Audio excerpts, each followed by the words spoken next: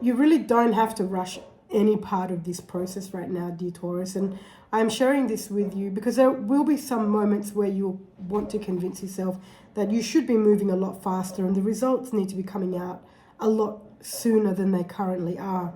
The process is taking the time that it needs to take, and sometimes it's not about pushing to try to change the story. In fact, you can't really change the story. Shifting the story is always an inside job. Now, that being said, sometimes it's not about that. It's not about pushing to have a massive breakthrough. It's not about pushing to get to the other side of something and using as much force and, things that you may be quite accustomed to. Right now, it's more about respecting the pace, appreciating the pace, and ask yourself a very simple question. How is the current pace supporting me right now? Hold space for that question. It's a question that requires your ability to go into quiet mode so that you can allow the answer to arise for you rather than getting in your head about it.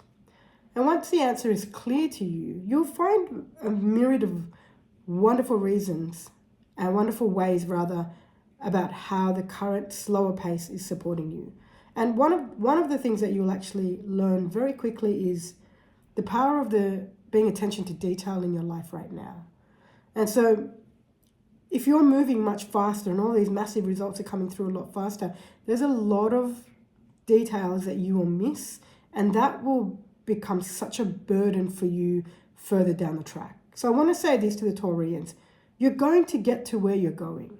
That's a definite. You are going to get to where you're going.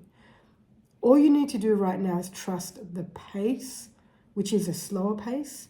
Ask the question that I've left you with, and then also understand the power of the details, or paying attention to detail right now. These are details that you can't miss along the way to where you're going.